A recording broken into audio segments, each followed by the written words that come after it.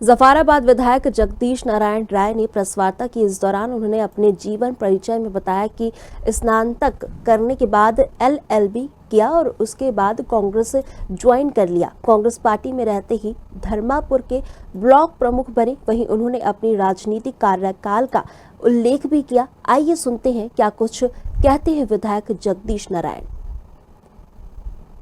दीपक कुमार सिंह, खबर Bharat 360 news channel से।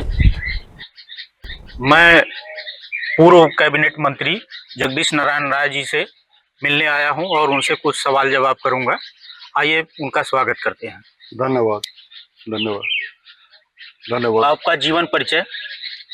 भाई हम एक किसान परिवार में पैदा हुए गांव में जी और पढ़ाई लिखाई LLB तक किए है। जी उसके बाद राजनीति में शुरू से रहे हैं। प्रमुख हुए, प्रमुख के बाद विधायक हो गए। प्रमुख कब किस सन में हुए थे आप? 96 के पहले। 96 के पहले।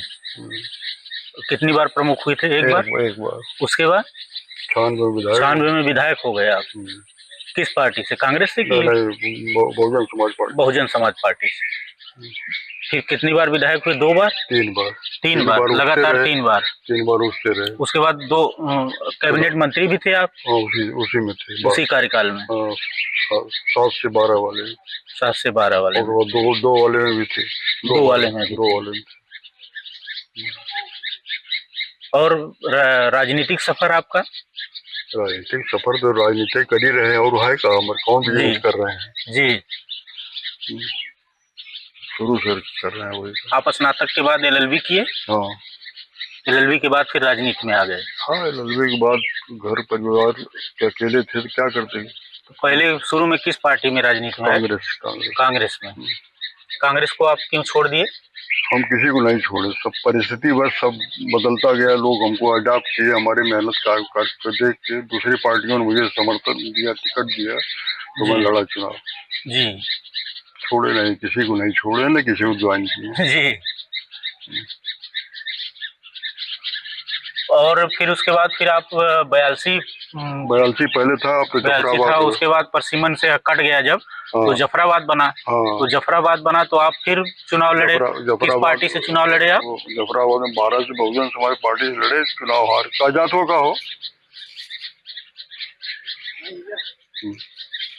बहुजन समाज पार्टी से लड़े, चुनाव हार गए। जी। उसके बाद 17 में टिकट मिला उससे, कांग्रेस सपा गठबंधन से। जी। लेकिन वो उसमें चूंकि सपा कैंडिडेट पहले डिक्लेयर हो चुके थे जी, तो वो अपना पर्चा नहीं उठाया, तो हमने अपना पर्चा विड्रॉ कर लिया। हमने चुनाव नहीं लड़ा। अच्छा, चुनाव आप नहीं लड़े। उसके बाद फिर 22 में सपा और इनके सुभाषपा के गठबंधन से टिकट मिला। जी। उसमें आप गद्दावर नेता डॉक्टर हरेंद्र प्रसाद सिंह को हरा के ऐतिहासिक विजय हासिल की। परिस्थिति थी भाई, चुनाव लड़ना था, एक हारेगा एक जीतेगा, वो हारे हम जीते। नहीं, फिर भी सरकार थी उनकी। अब उसके बाद जनता का निर्णय है, जिसको चाहे जो बनावे बिगाड़े। आपको ऐसा नहीं लगा कि मैंने हरा के बहुत बड़ा? ना, हमको कभी नहीं लगा कि हम किसी को हराते नहीं, न किसी को मतलब कोनो दुर्भाव है, न कोई दुर्भावना है। ये अपना काम है, कर रहे हैं भाई। पर के जनता साथ दिया, ऊपर वाला साथ दिया, हम जीत गए, वो हार गए। तो राजनीति में लगा रहता है। आपकी सरकार लॉ एंड ऑर्डर पे क्या कर रही है? लॉ एंड ऑर्डर तो बड़ी प्राथमिकता दिखा रहे हैं, लेकिन लॉ एंड ऑर्डर पर जितना काम होना चाहिए भी नहीं हो पा रहा। महिला सशक्तिकरण पे आप क्या कहना चाहेंगे? आपकी सरकार क्या कर रही है? महिला सशक्तिकरण पर बहुत भाषण हुआ, बड़ी बातें हो रही हैं, प्रयास भी हो रहे हैं जी। लेकिन अभी बहुत ये गांव का देश है। भारत जो है एक महान देश है, ये गांव का देश है। जब तक गांव, किसान, मजदूर ये मजबूत नहीं होंगे तब तक देश की स्थिति मजबूत नहीं होगी। जी।